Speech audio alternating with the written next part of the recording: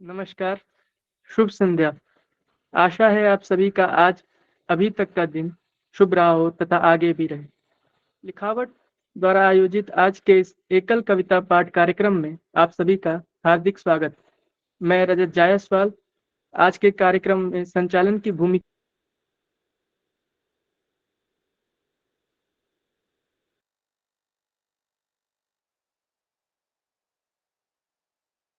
आप सभी का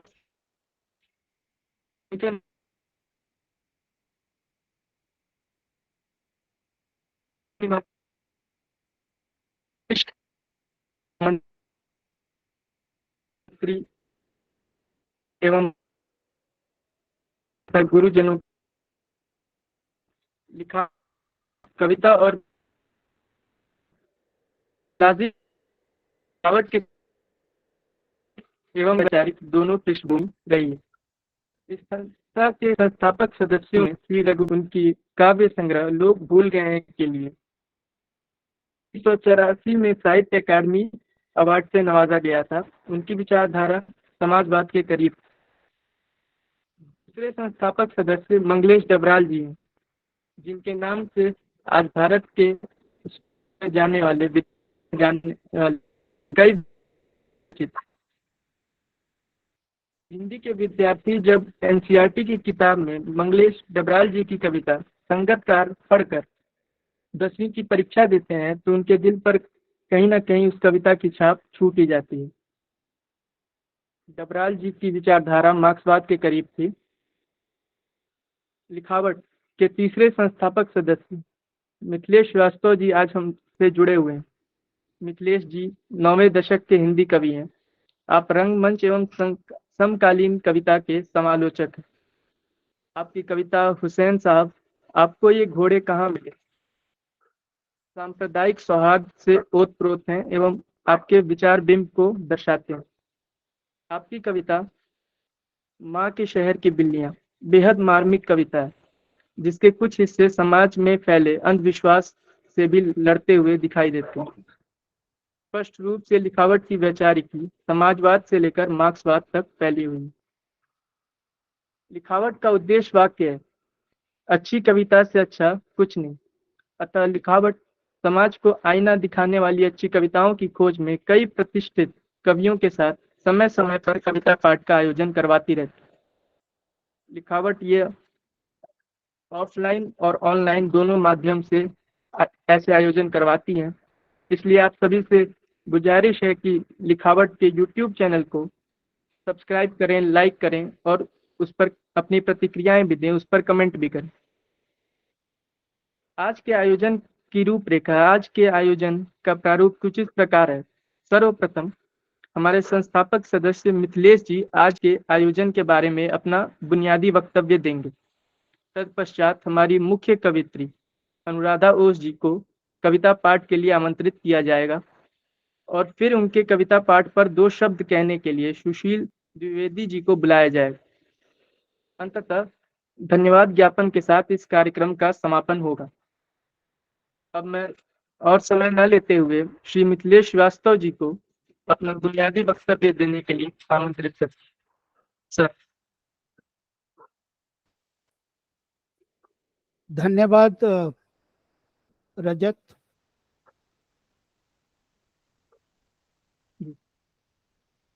मैं अपनी बात इस बात से शुरू करना चाहता हूं कि रजत जायसवाल दिल्ली विश्वविद्यालय में इतिहास के छात्र हैं और इनका झुकाव गजलों की तरफ है। और आज ये दूसरी बार लिखावट के ऑनलाइन कार्यक्रम में आए हैं। इसके पहले गजलों के एक कार्यक्रम की मेजबानी कर चुके हैं। बहुत मेधावी और मेहनती साथी हैं। मैं इनका स्वागत करता हूं। बाकी अनुराधा जी और सुशील जी के बारे में विस्तार से रजत बताएंगे। नमस्कार। बताएंगे। मैं दो तीन बातें कहना चाहता हूँ। एक तो ये है कि हमने साहित्य के लिए, कविता के लिए जो सोशल मीडिया है उसका हमने बहुत अधिक और अच्छा इस्तेमाल नहीं किया है।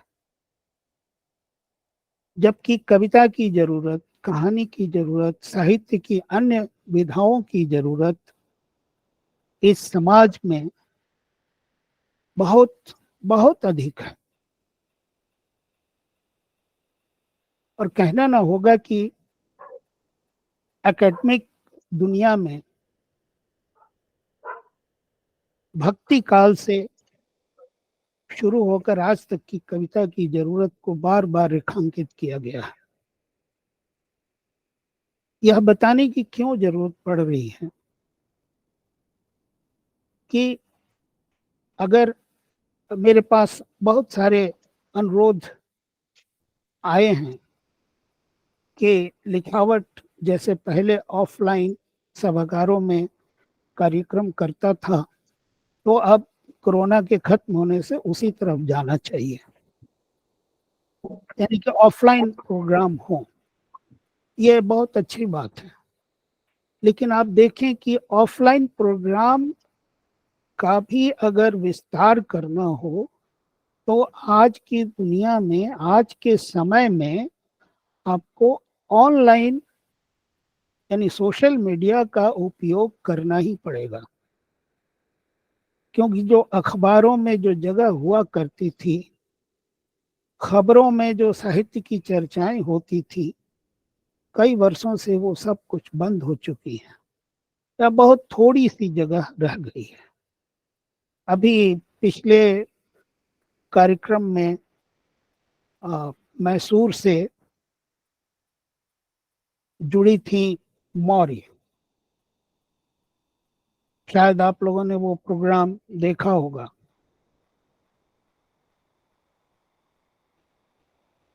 पूर्णिमा मौर्य, उसमें मैंने उनकी एक लाइन कोट भी की है यूट्यूब पर, जरूरत बोलने की, चुप रहना खतरनाक है। ये बिल्कुल मुझे बहुत अच्छी पंक्ति लगी कि जब बोलना है और आप चुप हो जाएं तो हमारे अस्तित्व पर जो संकट है वो बहुत गहराने लगता है। तो मैं आप लोगों से ये कहना चाहूंगा कि कविता के लिए, साहित्य की अन्य विधाओं के लिए सोशल मीडिया का ज्यादा से ज्यादा उपयोग हो, उसके विस्तार को बढ़ाया जाए, उसकी सीमाओं को तोड़ा जाए।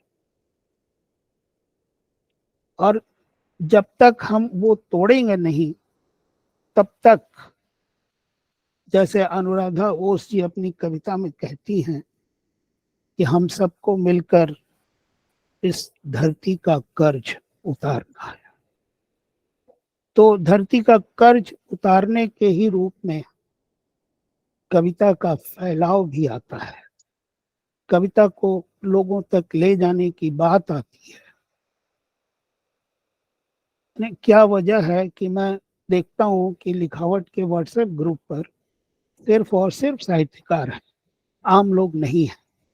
आम लोगों को जोड़ने की किसी तरह की कोशिश अभी तक नहीं हुई है, तो हमने हर चीज को अपने बीच में ही कैद कर रखा है। इस कोशिश को भी आगे बढ़ाना है और तभी जाके हम इस समाज, इस धरती का कर्ज आ, उतार सकने में सफल होंगे। सफल नहीं भी होंगे, लेकिन एक कोशिश हो सकती है। कविता मनुष्यता के लिए समाज में प्रगतिशीलता का सामूहिक चेतना विकसित करती है। इस बात को हमें ध्यान रखना है। शोषण और गैर बराबरी की मशीनरी की पहचान कराती है। अनुराधा ओस जब कहती हैं धरती का कर्ज उतारने की बात, तब हमारे जहन में हमारी संपूर्ण व्यवस्थाओं का चित्र उभरने लगते हैं। कविता जन्म नहीं लेती एकांत में। उन्हीं की कविता की, अनुराधा बोस की एक कविता की पंक्ति है, और जिसका आशय मैं समझता हूं कि हमें सामूहिक चेतना पर बलाघात करना है, जोर देना है। एक बात और मैं कहना चाहता हूं कि यह सबसे कठिन समय है।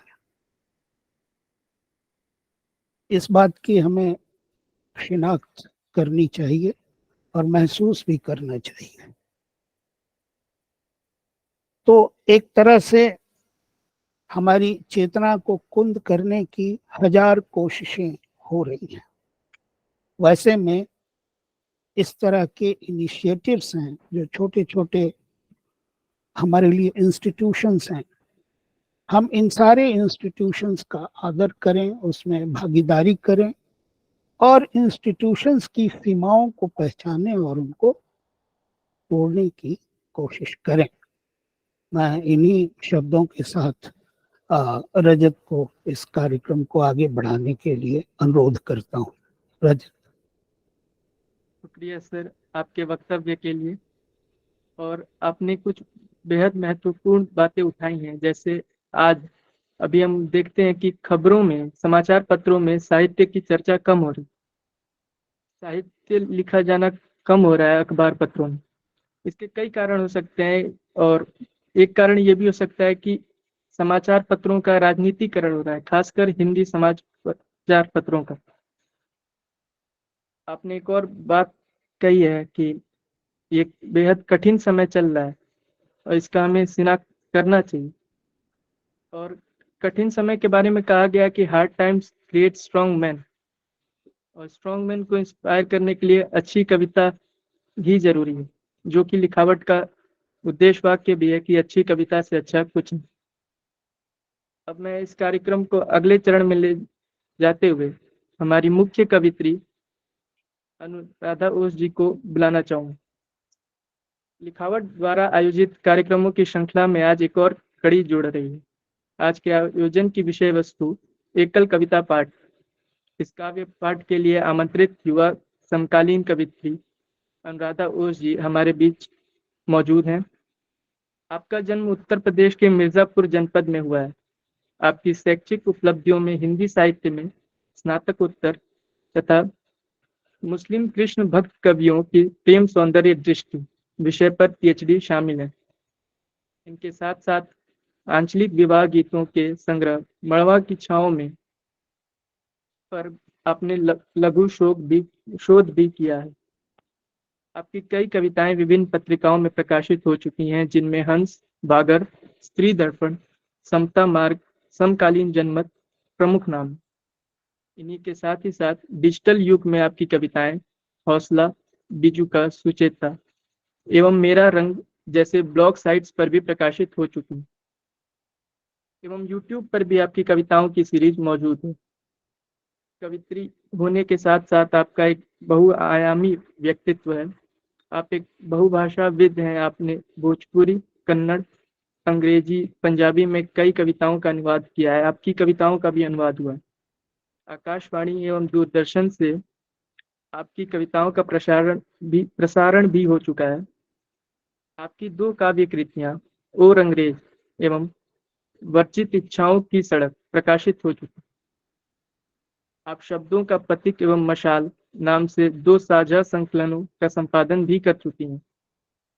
इसके साथ संचालन में भी परिवर्तन साहित्यिक मंच के कार्यक्रम आगाज ए सुखन का बेहतरीन ढंग से संचालन कर चुकी हैं। साहित्य की सेवा के लिए आपको छत्तीसगढ़ के मुख्यमंत्री श्री भूपेश बघेल द्वारा सम्मानित भी किया गया।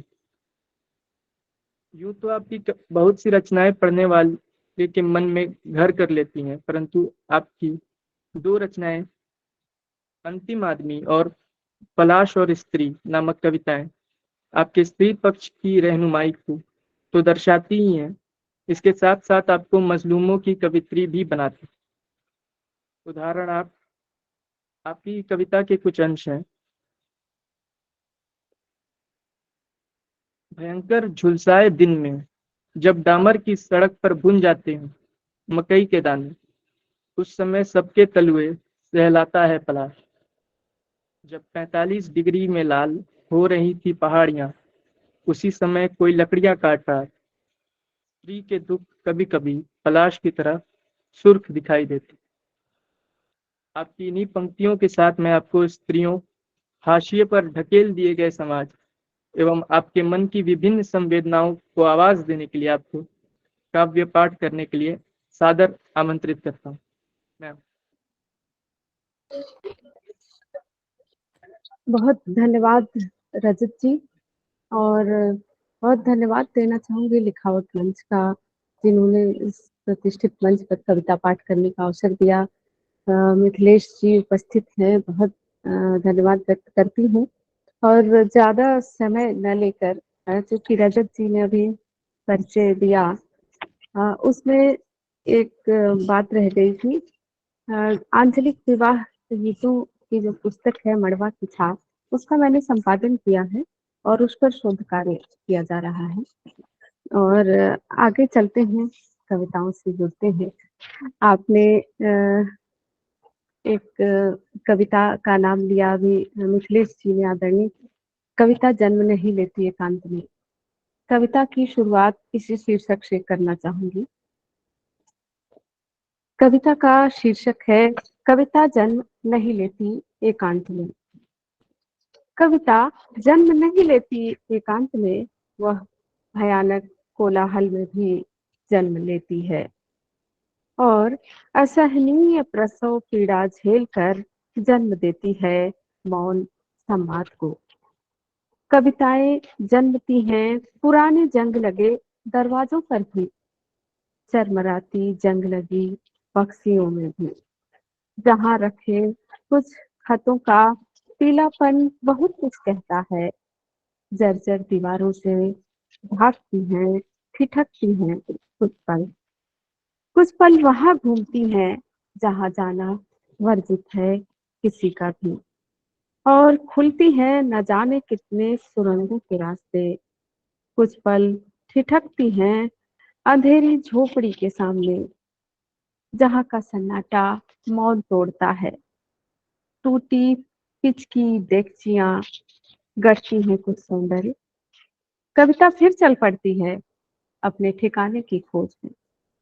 हमेशा फूल, खुशबू, रंग, बादल और प्रेम को ही नहीं ढूंढती कविता, वह वहां भी ढूंढती है सौंदर्य जो सदियों से उपेक्षित है, जो सदियों से उपेक्षित है। एक कविता आप सभी के बीच अभी। और अगली कविता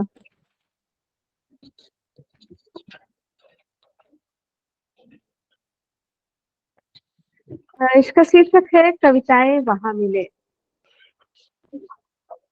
मेरी कविताएं वहां मिले जहां मुश्किलों को पार कर बहती हो कोई नदी। मेरी कविताएं वहां मिले जहां मुश्किलों को पार कर बहती हो कोई नदी। मेरी कविताएं वहां मिले जहां बेखौफ आकाश में उड़ता हो कोई परिंदा। मेरी कविताएं वहां मिले जहां कोई निकाल रहा हो कांटे अपने तलवों से। मेरी कविताओं से कोई छाया मेरे चेहरे पर मिले जहां संघर्ष कर रहे हों मेरे पांव। और मेरी कविता किसी प्रेमी से वहां मिले जहां वो ले रहे हो निश्चल चुंबन।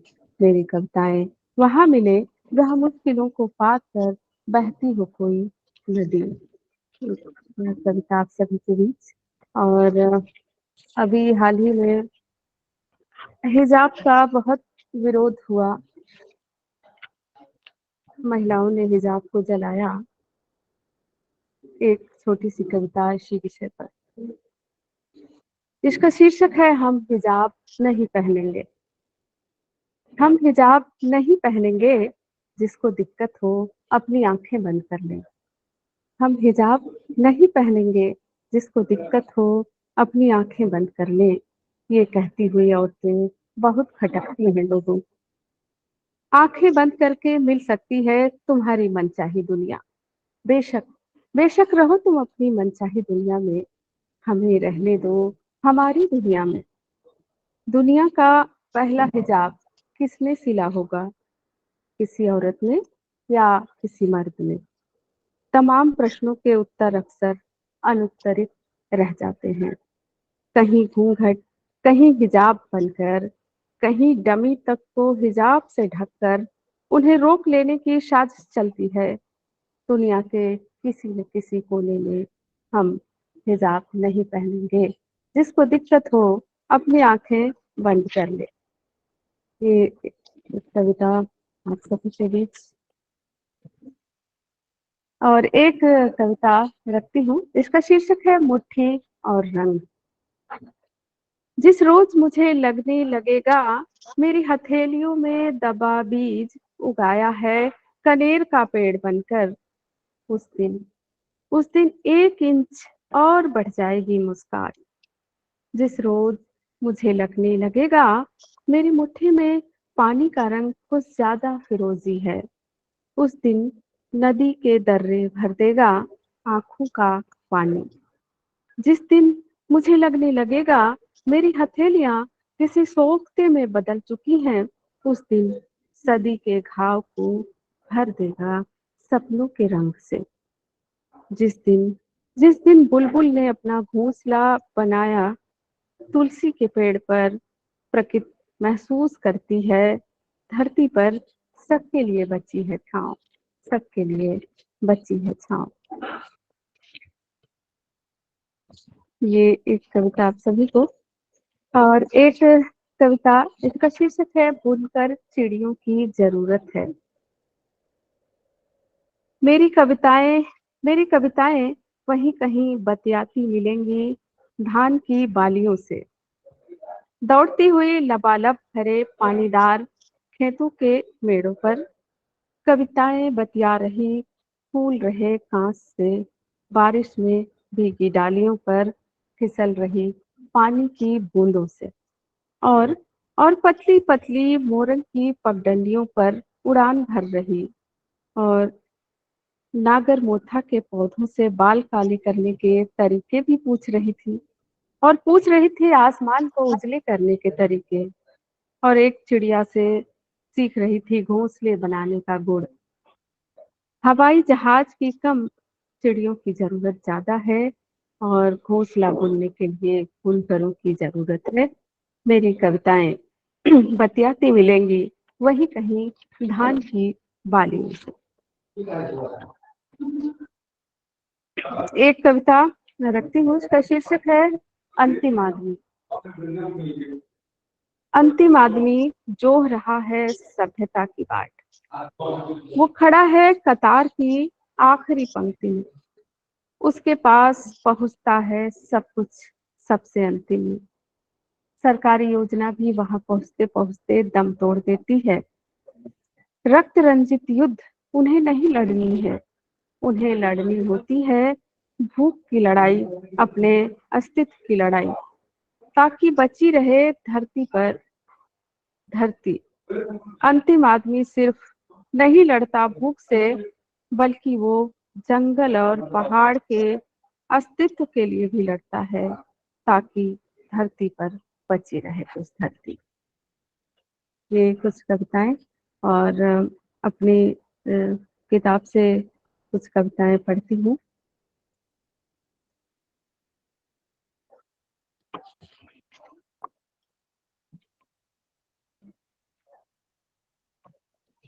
एक कविता है, इसका शीर्षक है समय की पीठ पर। समय की पीठ पर निर्मम दोहे लिख रहे हैं हम, और सदी का सबसे निर्मम फैसला सुनते हैं न्यायाधीश से हम। तभी तो, शायद तभी तो धरती सन्न है और बढ़ गई है गलन। उधर एक किसान सर्द रात में दांत किटकिटाते बना रहा रास्ता पानी को खेत से मिलाने के लिए। आंखें मिला रहा है इस निर्मम समय से, हाथ में हंसिया और फावड़ा थामे। खोद रहा है जमीन का वो टुकड़ा जहां उसने कुछ अच्छे दिन छुपा दिए थे। समय की पीठ पर कुछ निर्मम दोहे लिख रहे हैं हम। एक कविता, इसका शीर्षक है ललछौही सूरज की लाली। ललछौही सूरज की लाली पीस कर गूंथ रही कुछ सपने औरतें। सधा कमानी जैसा शरीर और पुरानी लाल साड़ी, चांदी के कड़े हाथ में और माथे पर लाल बिंदी। पान की ललाई से होठ और महुआ फूल सी झरती हंसी, बिल्कुल डूबते सूरज की तरह। छन छन बजती पायल और हाथों में पकड़ा हंसिया, संगीत के रिदम पर काट रही हैं घास जल्दी जल्दी, ताकि ताक रही हैं लाल सूरज के गोले को, जिसके डूबने से पहले लौट जाना चाहती हैं घर नदी के उस पार। पेड़ से टपके महुए इकट्ठे करने के लिए वो औरतें काट रही हैं घास। ये एक कविता और जिसका शीर्षक है क्रौंच वध की पीड़ा। क्रौंच की पीड़ा पर लिखी कविता हिंसा के विरोध में थी या प्रेम के पक्ष में? क्रौंच की पीड़ा पर लिखी कविता हिंसा के विरोध में थी या प्रेम के पक्ष में? सदियों से इस कविता को इंतजार था पिघलने का। हिंसा के पक्ष में खड़े लोग कविता नहीं लिख सकते। शायद रिक्त स्थानों में भर गया है खौल तालावा। रिक्त स्थानों को भरने के लिए चाहिए प्रेम, अन्यथा रिक्त को रिक्त ही रहने देना चाहिए। धरती की पीड़ा हरने के लिए हिंसा के विरोध में कविताएं लिखनी चाहिए।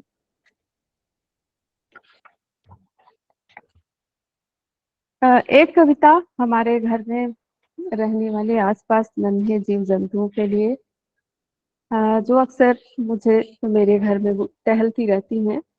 इसका शीर्षक है गिलहरी के चावल। आती है सर्र से, किसी हल्की सी आहट से भाग जाती है सर्र से। रसोई में रखे चावल की गंध खींचती है तुम्हें, वैसे ही जैसे बुद्ध को ज्ञान और धरती पानी को। एक मुट्ठी चावल रोज धर देती हूँ तुम्हारे लिए। तुम्हारा प्राप्य तुम्हें प्रिय होगा ही। चिड़िया के लिए किसान जैसे छोड़ देता है कुछ दाने खेतों में, जैसे तालाब बचा के रखता है पानी अपने आत्मीय के लिए, उसी तरह कुछ कर्ज चुका देती हूँ तुम्हारा।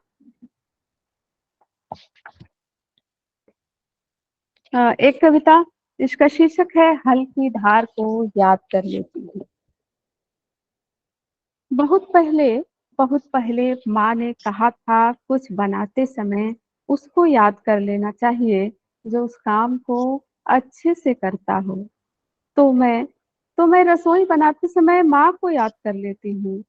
जिंदगी की कड़वाहट कम करने के लिए पानी को याद कर लेती हूँ, और मन को समतल बनाने के लिए हल की नुकीली धार को, और दुख को हराने के लिए समुद्र को याद कर लेती हूँ।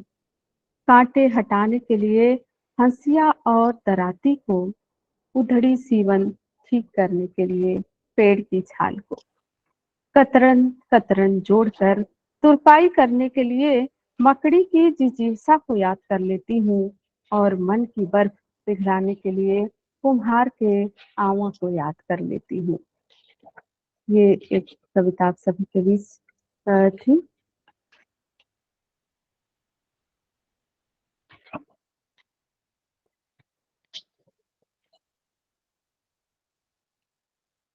मेरी अगली कविता का शीर्षक है जिंदगी से मिलना। बगीचे में आम की मंजरियों के बीच टहलना, उसकी सुगंध महसूस करना जिंदगी से मिलना है, जिसमें भरी सुगंध मानो जीवन का एहसास हो। खेतों के किनारों पर उगी धूप अपनी पूरी हरियाली को व्यक्त कर रही है धरा पर, मानो पूरा आकाश झुककर समेट लेना चाहता हो धरा को। नीले आकाश में भरा है पानी का प्रतिबिंब, जिसकी गठरी में बधी है प्यासे की उम्मीद। मैं धरती को ढक लेना चाहती हूँ अपनी लाल साड़ी के आंचल से, ताकि हरी धरती में कुछ लाल रंग भी भरना चाहती हूँ। निशब्द होकर भी ये रंग बहुत कुछ बोलते हैं, हमारे जीवन को रंग से भरकर स्वयं कुछ नहीं कहते। मैं मैं उन्हीं रंगों की तरह होना चाहती हूँ। मैं उन्हीं रंगों की तरह होना चाहती हूँ। एक कविता, इसका शीर्षक है उस शहर से गुजरते हुए। उस शहर से गुजरते हुए स्पर्श करती है हवा, जिसमें बहुत से भावों की भाषा है। उस शहर से गुजरते हुए मैंने जाना वहां की सड़कें रास्तों को जीती हैं, जो जाती हैं वहां जहां कच्ची मिट्टी के झोपड़ियों में लोग रहते हैं और उनको पता नहीं वो किस देश में रहते हैं। उस शहर में संकरी गलियां भी हैं, लेकिन लेकिन हमारे मन सी संकरी नहीं। उस शहर के पूरब में पहाड़ों को स्पर्श करता हुआ सूर्य और घने पलाश के वन भी हैं। पत्थरों के खदान में मेहनतकश मजदूर पसीने से धुल रहे हैं अपनी किस्मत। उस शहर के बाजार रंग बिरंगे सामानों से भरे हैं। लोग लोग सपने खरीद रहे हैं। उस शहर से सटकर बहती है एक गंभीर नदी, जिसने न जाने कितनी सदियों से उस शहर की बदलती हवा सूंघी है, बदलते इतिहास को जिया है। उस शहर से गुजरते हुए पता चला कि वहां के लोग हंसना जानते हैं, भाग रहे हैं सभ्यता के पीछे। वहां की जमीन लाल है, औरतें स्कूटी पर सवार हवा से बातें करती हैं और पीतल के बर्तन बनाते मजदूरों की किस्मत चमकदार नहीं है, लेकिन लेकिन आसमान साफ और नीला है।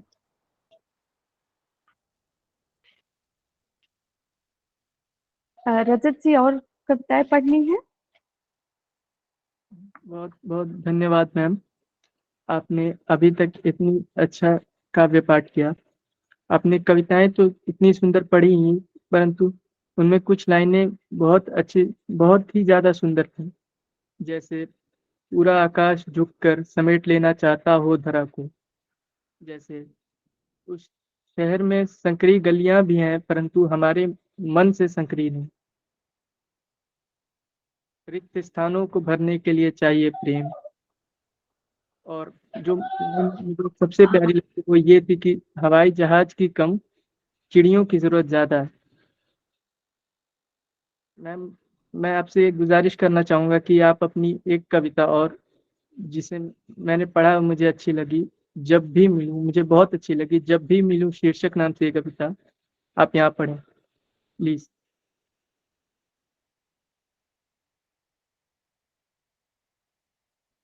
जी बिल्कुल रजत जी, अ, बहुत धन्यवाद इस कविता के आग्रह के लिए। शीर्षक है जब भी मिलूं। जब भी मिलूं, जब भी मिलूं, मैं तुमसे वैसे ही मिलूं जैसे कोई पहाड़ी नदी पत्थरों से, जैसे नमक के कटोरे में चुटकी भर चीनी, जैसे धान की बाली में भरी दूधी।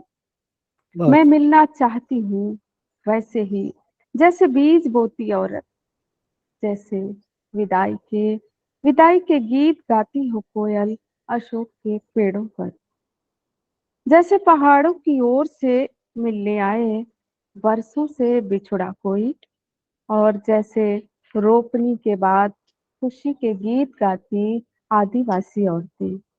वैसे ही वैसे ही जैसे पसीने में पसीजे खत जो हथेलियों में बंधे रह गए हैं, और वैसे ही जैसे पत्थरों को तोड़कर रोटी बनाता हो कोई, जब भी मिलूं तुमसे मैं वैसे ही जैसे कोई पहाड़ी नदी पत्थरों से।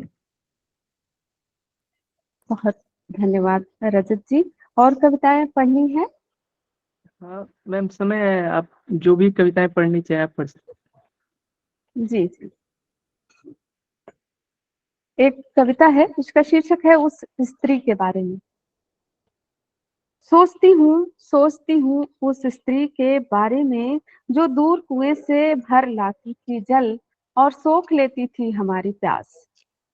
सोचती हूँ उस स्त्री के विषय में जो समुद्र मंथन कर निकाल लेती थी स्नेह और धर देती थी हमारी रोटियों पर।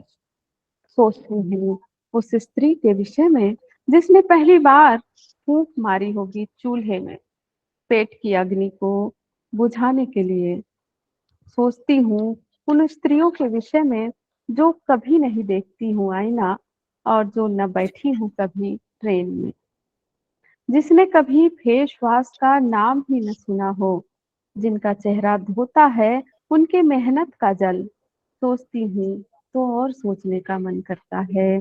सोचती हूँ उस स्त्री के विषय में जो दूर कुएं से भर लाती थी जल और सोख लेती थी हमारी प्यास। एक कविता, इसका शीर्षक है रास्ते। आमतौर पर आमतौर पर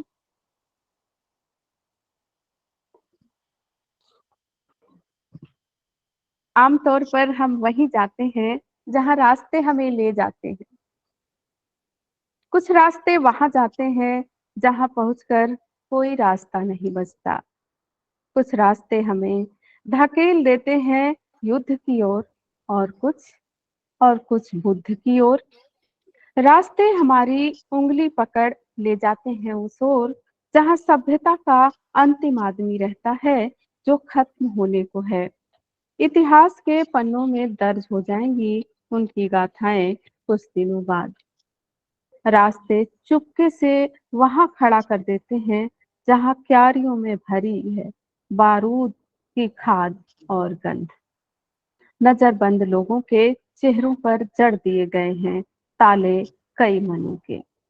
रास्ते हमें वहां ले जाते हैं जहां रक्त से सनी सड़कें विलाप का गीत सुन रही हैं। इसके बाद भी लोग रास्तों पर चलना नहीं छोड़ते हैं। रास्तों पर चलना नहीं छोड़ते हैं। बहुत बहुत धन्यवाद मैम, आज के आपके इतने सुंदर काव्य पाठ के लिए। आपकी कविताओं की लाइंस फिर से जो इतनी अच्छी हैं। कुछ रास्ते हमें वहां ले जाते हैं जहाँ कोई रास्ता नहीं बचता, और उन स्त्रियों को जिनका चेहरा धोता है उनके मेहनत का जल। और साथ ही साथ जो कविता मैंने आपसे गुजारिश की थी पढ़ने को, उसकी ये बेहद सुंदर लाइनें, जैसे रोपनी के बाद खुशी के गीत गाती आदिवासी औरतें, वैसे ही पसीने से पसीजे खत जो हथेलियों में बंधे रह गए, जैसे पत्थरों को तोड़कर रोटी बनाता हूँ। बहुत बहुत धन्यवाद मैम आज के इस कविता पाठ।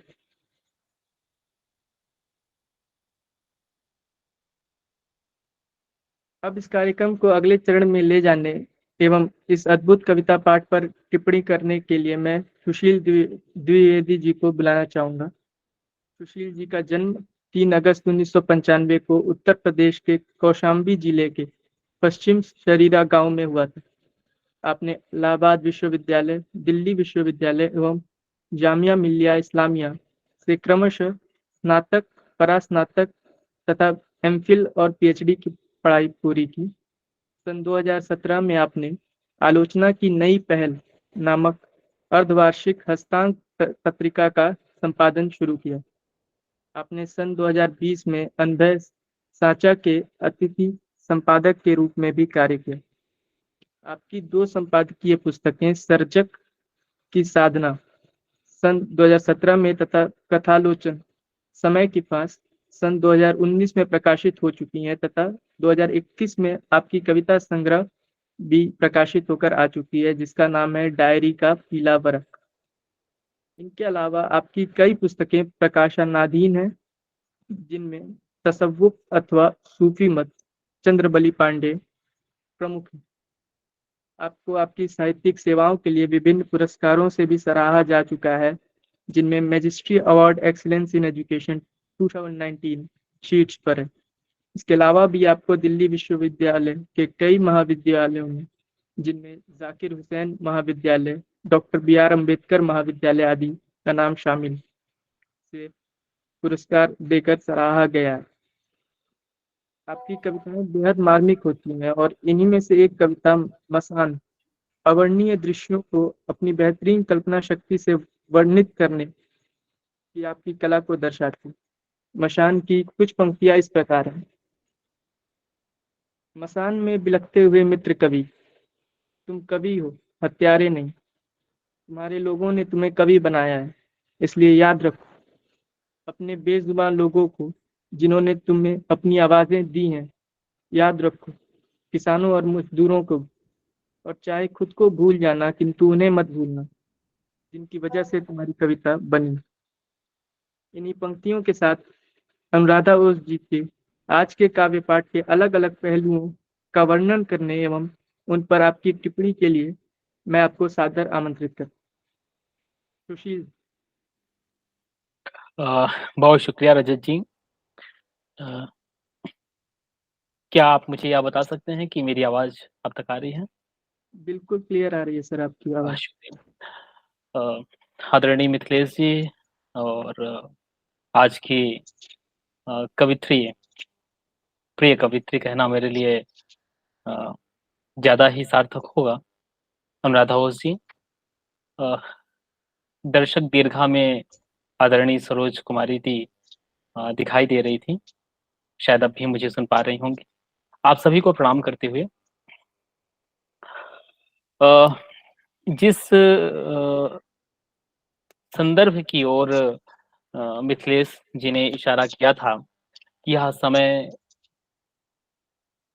कुंद हो रहा है, जहां अनुभूतियां शून्य हो गई हैं, शून्य से अधिक। क्या कोई माइक बंद कर देंगे प्लीज?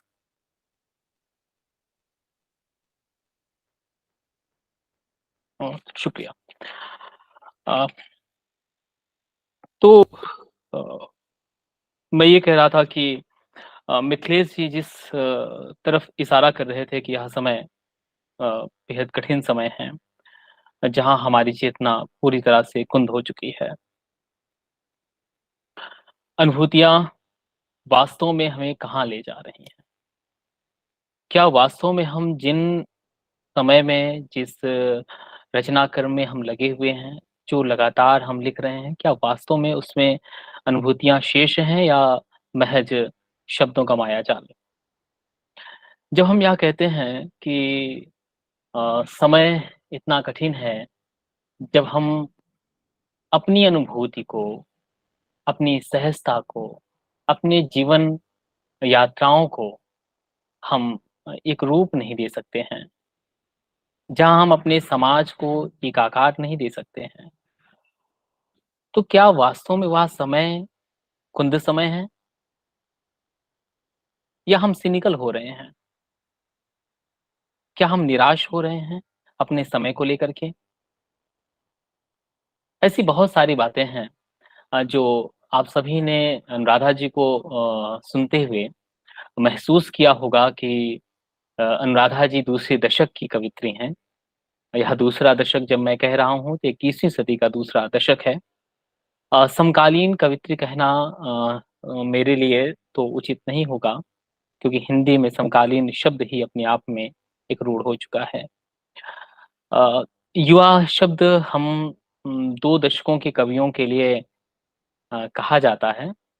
दरअसल यह युवा शब्द भी अपने आप में हल्केपन का बोध करवाता है। शायद हो सकता है कि यह 8वें और 9वें दशक के आलोचकों की कोई नई चाल रही हो, जो इस दशक के कवियों के लिए युवा शब्द दिया हो। यह युवा शब्द क्या वास्तव में इतना हल्कापन है, जहाँ ना अनुभूतियां हैं, ना वहाँ गहराई है, ना विषय वैविध्य है? क्या वह अपने शिल्प के क्षेत्र में कोई पुरानी परंपरा का निर्वहन कर रहे हैं, या क्या उनके यहाँ वे जो इमरजेंसी से लेकर के अब तक की अनुभूतियां हैं, क्या वे नहीं आई हैं?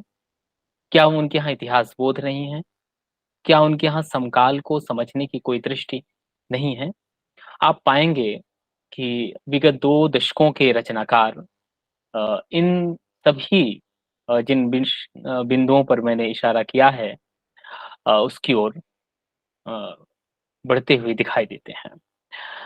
विगत 2 दशकों के रचनाकार ने लंबी और छोटी दोनों तरह की कविताएं लिखी हैं। इन कविताओं में इमरजेंसी के लेकर के अब तक के जीवन दृश्यों को या कहना चाहिए कि न केवल इतिहास को बल्कि मिथकों को भी उन्होंने लिखने का प्रयास किया है। अगर यह सब कुछ चल रहा है तो क्या अ, फिर से मैं पुनः मिथिलेश जी की ओर इशारा करूंगा कि वास्तव में हमारा समय कुंद हो गया है?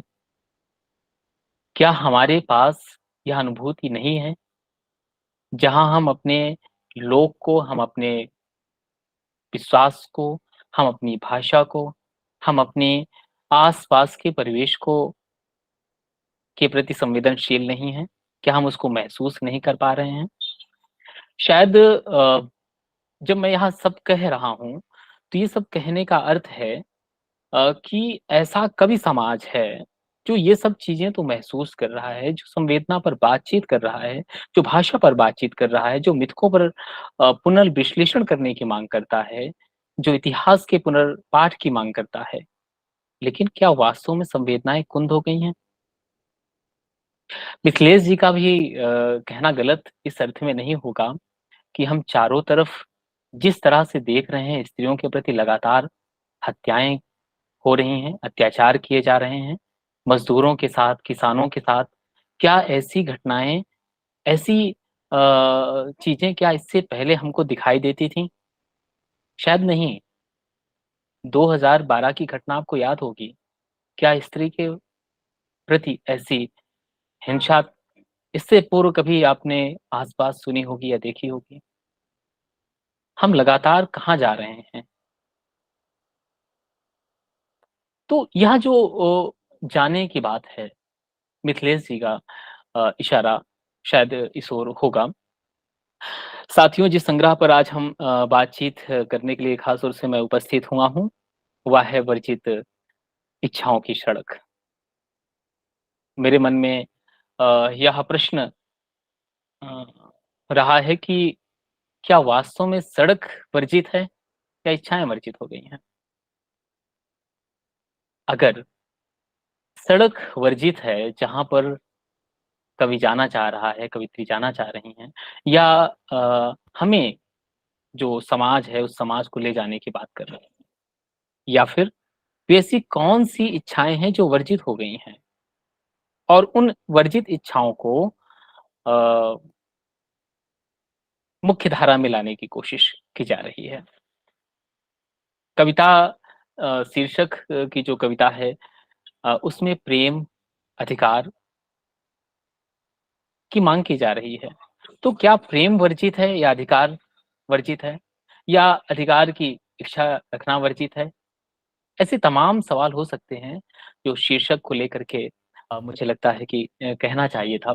आज प्रोफ़ेसर चंद्रदेव यादव जिसे मैं बात कर रहा था इसी विषय को लेकर के। वे लोक साहित्य के मर्मज्ञ, वे अध्येता हैं, कवि हैं और स्वयं एक आलोचक भी हैं। जब मैंने इस विषय पर उनसे उनकी इच्छा ज़ाहिर की, वे अनुराधा जी को प्रशंसक कवि हैं। अ, तो जब उन्होंने कहा कि क्या वे इच्छाएँ, वे वर्जित सड़क, जहाँ पर अनुराधा जी का गमन हो रहा है, वह कैसा है? तो मैंने उनसे कहा कि अगर वह वर्जित सड़क है, इच्छाओं की वह वर्जित सड़क है, तो ये इसका मतलब है कि हम हाशिए के समाज को हम मुख्य धारा में लाने की कोशिश कर रहे हैं। शायद चंद्रदेव यादव जी का भी इशारा उसी ओर था। लेकिन फिर वही सवाल है कि यह सवाल जिस तरह से अनुराधा जी ने वर्जित इच्छाओं के बारे में लिखा है, वे क्या हैं? इस पर हमें गंभीरता से सोचना चाहिए। एक बड़ी महत्वपूर्ण बात यह है कि अनुराधा जी अ, दूसरे दशक की कवियत्री तो हैं ही, लेकिन इनके यहाँ विषय वैविध्य बहुत है। तो चींटी से लेकर के, गिलहरी से लेकर के और तमाम तरह के अपने आस-पास में बिखरे हुए विषय हैं जिन्हें वह महसूस करती हैं। जिन्हें उनको लगता है कि ऐसे तमाम विषय जो वहाँ पर प्रश्न खड़े करने चाहिए, वे प्रश्न करती हैं, प्रतिप्रश्न करती हैं और शायद इस संग्रह का जो केंद्रीय भाव है वह अनुभूति ही है और इसी अनुभूति के ज़रिए वह अपने समय को तोड़ती हैं।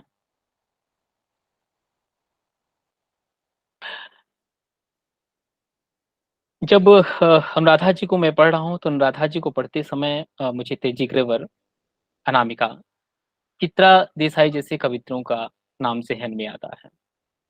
और दूसरी तरफ केदारनाथ सिंह का। शायद उनकी छायाएँ इनके ऊपर आ गई हैं। वे छायाएँ किस तरह से हैं वो तो बाद में जो पाठक वर्ग हैं, जो पढ़ेंगे, वे लोग जानेंगे।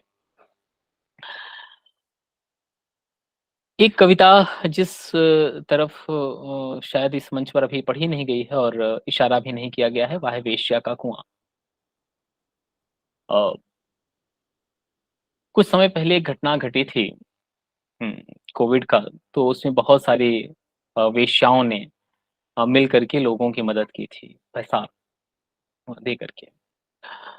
मुंशी प्रेमचंद की एक कहानी है पिसनरी का कुआँ, लगभग उसी अ, विषय वस्तु के लेकर के यह कविता लिखी गई है। जहाँ पर अ, वेश्याओं को नाम देना शायद हमारे लिए बहुत अनुचित प्रतीत होता है, लेकिन उनके द्वारा दी गई पूँजी हमारे लिए कितनी उपयोगी साबित हो रही है और उन्होंने ऐसा करके उन्होंने किया भी। दरअसल इनके यहाँ समय और अनुभूति का आग्रह अत्यधिक मुझे दिखाई देता है। वह अनुभूति इसलिए भी कि जैसे आप देखें कि एक कविता है कि चिड़िया उड़ गई चिड़िया, काँपी फिर थिर हो गई पत्ती। अगर आप एक झटके में इसको पढ़ना चाहें तो आपको इसमें कहीं अनुभूति नज़र नहीं आएगी। लेकिन जब आप ठहर करके यह विचार करेंगे कि एक छोटी चिड़िया है, वह आकर के एक पत्ते के बीच में बैठ जाती है, चुपचाप बैठ जाती है।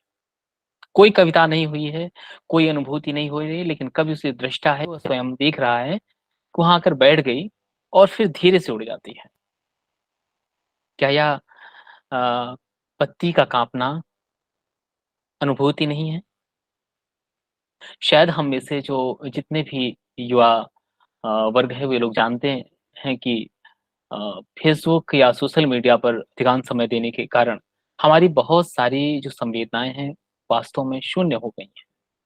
शून्य होने का अर्थ या नहीं है कोई कुंद हो गई हैं, बल्कि वे गहरे अवचेतन में चली गई हैं। अनुराधा जी उस गहरे अवचेतन से बाहर निकालने का काम इस वर्जित इच्छाओं के ज़रिए कर रही हैं, इस संग्रह के ज़रिए कर रही हैं। अ,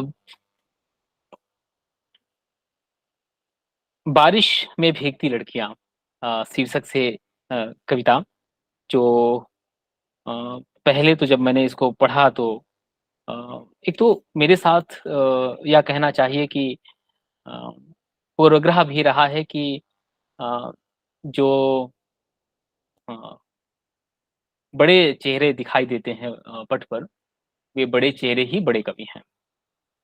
यह भ्रम अनुराधा जी का उस समय टूटा जब मैंने अनुराधा जी को पहली बार पढ़ा था कि वास्तव में ये कितनी शांत और सृजनशील कवित्री हैं, जिनके यहाँ समय को लेकर के एक गहरी समझ दिखाई देती है। अ, यह समय, यह अनुभूति, या उस अनुभूति को लिखने के लिए जिन-जिन तथ्यों की, जिन घटनाओं की ज़रूरत होती है, वे अपने आस-पास से कैसे एकत्रित करती हैं। अनुराधा जी की वह कविता जिसका ज़िक्र मैं कर रहा हूँ कि बारिश में भीगती लड़कियाँ, क्या वास्तव में लड़की बारिश में भीगती है? क्या बारिश उनके लिए है? अगर लड़की बारिश में भीग रही है, तो उसका प्रभाव क्या दिखाई देता है? क्या वह सिर्फ़ भीगती है? नहीं। जब वह भीग रही है तो अनुराधा जी लिखती हैं कि वह भीग रही होती है तो उसके तन के कपड़े भी उसकी देह से चिपक जाते हैं और लोगों की दृष्टियाँ उस पर टिक जाती हैं। क्या हमारा समय या हमारा समाज इतना पुंशवादी है कि वह एक स्त्री को उसके हक की जो बारिश है उसका भी उसको आनंद लेने से वंचित कर दे रहा है? इसलिए वह सिर्फ़ उस दृश्य को गति नहीं दे रही हैं बल्कि या कहना चाहिए कि अनुराधा जी उससे आगे निकल कर यह भी कहती हैं कि अपने समय को, अपने समाज को, अपने ऊपर जो भी इच्छाएँ हावी हो रही हैं, उनको उसकी परवाह नहीं करना है और अ, वास्तव में जो अनुभूति है, गहरी अनुभूति, उस अनुभूति को जिस रूप में चाहें उस रूप में ढाल सकती हैं। साथियों यह समय मूल्यों के अवमूल्यन का समय है। जब हम यह कहते हैं कि क्या हमारे मूल्य वास्तव में खत्म हो रहे हैं या हमारी जो परंपरागत मूल्य जिसे हम कहते हैं कि वह मानव मूल्य है, जो प्रेम है, जो करुणा है, जो अ, शांति है, क्या वह बची हुई है? क्या वह संवेदनशीलता बची हुई है? वह परोपकार की भावना बची हुई है? तो शायद आप कहेंगे कि ये इसमें से अधिकांश शब्द धीरे-धीरे अपनी अर्थवत्ता खोते चले जा रहे हैं। अ, रजत जी कुछ कहना चाह रहे हैं क्या आप? सर, मैं आपसे गुज़ारिश करूँगा कि हमारे समय सीमा है, तो अपनी बात को आप एक कंक्लूज़न या निष्कर्ष की ओर ले जाएँ। अ, सॉरी मुझे लगा था कि समय होगा पर्याप्त तो उस तरह से मैं भूमिका बना रहा था। सर खैर जी सर। अ, जिस वर्जित इच्छाओं की सड़क कविता की बात मैंने की, अनुराधा जी तमाम विषय वैविध्य उनके यहाँ दिखाई देता है। उनकी यहाँ अनुभूति गहरी अनुभूति दिखाई देती है, वे समय की बड़ी कवियत्री हैं। साथ ही में उनके यहाँ अगर मैं ये कहूँ कि परवीन शाकिर या फिर कनेर और पलाश के फूलों की का ज़िक्र उनके यहाँ अधिक दिखाई देता है। वे अपने समय को लेकर के उस तरह से देखती हैं। उनके यहाँ सृजन के प्रति जो अ, आतुरता है, आकांक्षा है, वह साफ दिखाई देती है। अंतिम जन की बातें उनके यहाँ आई हुई हैं। कुल मिलाकर अगर मैं यह कहूँ कि अनुराधा जी अपने समय की एक सशक्त रचनाकार हैं, तो इसमें कहीं मुझे अतिशयोक्ति नज़र नहीं आती। शुक्रिया।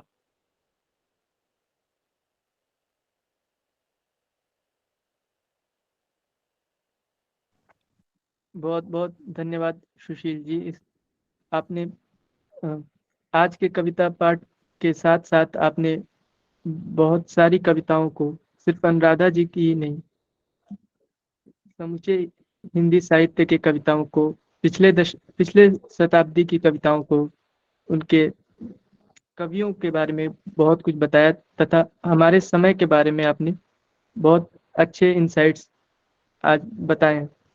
मैं देख पा रहा हूँ कि अरुण शीतांश जी हाथ हैंड रेज़ कर रहे हैं अपना इस मीट में, तो मैं आग्रह करता हूँ कि वो अपनी बातें हमसे साझा करें। स्वागत है अरुण शीतांश। नमस्ते मिथिलेश जी और अनुराधा जी, प्रजत जी और जो स्क्रीन पर दिखाई दे रहे हैं सारे लोग। असल हैंड रेज हो गया, वो उन्होंने कहा कि स्क्रीन पर अपनी तस्वीर दिखाएं, तो इसलिए मैंने हैंड रेज दिखा दिया। मिथिलेश जी ने एक मैसेज भेजा था, बोलने के लिए मैं नहीं किया था। अनुराधा जी को मैं पढ़ा हूँ और जो वक्ता पूर्व में अपनी बातें रखी हैं उनसे रूबरू होते हुए उनकी बात को थोड़ा सा उस क्रम को आगे बढ़ा दें तो ये कहेंगे कि अगर तुलसीदास का नाम लें तो भी अपने समय के समकालीन थे। कबीर, रैदास, तुकाराम, इवन अनुराधा ओश भी, वहां से लेकर यहाँ तक ये बात सही है कि समकालीनता को लेकर के और समकालीनता में जो दशकों में कवियों को बांटा गया, 8वें 9वें और 7वें दशक बांटा गया, उसके बाद क्या बांटा गया मुझे पता नहीं। हमारी पीढ़ी जो खुद मेरी अरुणदेव की, भरत प्रसाद की, अशोक पांडे की, जितने भी लोग हैं, केशव की, वो उसका कोई नाम ही नहीं है। उसके बाद सदी के अंत के कवि आ गए। ये एक विवाद का विषय है और बहस का विषय है। अनुराधा ओश और हाँ, युवा के बारे में पूर्व वक्ता ने कुछ आपत्तिजनक बातें कही। आपत्तिजनक मतलब उनके युवा शब्द को लेकर के उन्होंने कहा कि युवा न कहें, और बच्चा जब होता है तो बच्चा ही कहा जाएगा, युवतम होगा तो युवतम ही कहा जाएगा, और युवा होगा तो युवा ही का। ये तो यूनिवर्सल ट्रूथ है, इसे आप कैसे रोक सकते हैं? अब किस सेंस में उन्होंने कहा मुझे नहीं पता। हाँ, एक कवित्री को कवि कहिए, एक रचनाकार को कवि कहिए, कहानीकार को कथाकार कहिए, उपन्यासकार को उपन्यासकार कहिए। अगर युवा कवि है तो है, कोई दिक्कत नहीं है। उसको वृद्ध कवि, वयोवृद्ध कवि नहीं कर सकते। युवा है, युवतम है। और राधा ओश की कविताएं, चूंकि समय बहुत ज्यादा हो गया है, मैं बहुत कम समय लूंगा। समकालीन कविता में अंशदान का काम करती हैं। सर आप सबों को मालूम होगा कि आप कुछ कहना चाहते हैं। अरुण जी, मैं आपसे ये भी कहना चाहता हूँ कि अपनी बात रखते हुए आज के इस कार्यक्रम का धन्यवाद ज्ञापन भी आप प्रस्तुत कीजिए। अच्छा, मिथिलेश जी के रहते हुए मुझे, कोई बात नहीं, मैं कर दूंगा। तो मैं ये कहना चाहता हूं कि आपने नाम सुना होगा ग्रेटा थुनबर्ग, 8 क्लास की लड़की 2 साल पहले, जिसने शिप से, स्वीडन की लड़की है, जिसने पर्यावरण को लेकर के भाषण दिया था, जो वायरल हुआ था पूरे विश्व में। वो एरोप्लेन से नहीं गई थी। वो इसलिए नहीं गई कि एरोप्लेन से जाऊंगी तो आकाश में प्रदूषण फैलेगा उसके एरोप्लेन के धुएं से। वो चिड़ियों का जगह है, पंछियों का जगह है। और राधा ओश पर्यावरण को लेकर के काफी गंभीर हैं और पितृसत्तात्मकता के विरुद्ध उन्होंने कविता भी दी है। वे मूलतः लोक और पर्यावरण के कवयित्री हैं, नगरीय बोध की कवयित्री नहीं है।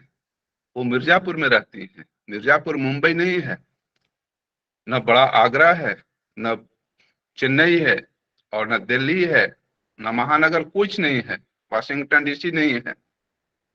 एक गांव से बना हुआ शहर है, मुझे मालूम है अच्छी तरह से। उस शहर से आती हैं जहां एक बड़े आलोचक हुआ करते थे, भवदेव पांडे, जिसको आज के साहित्यकारों ने भुला दिया है।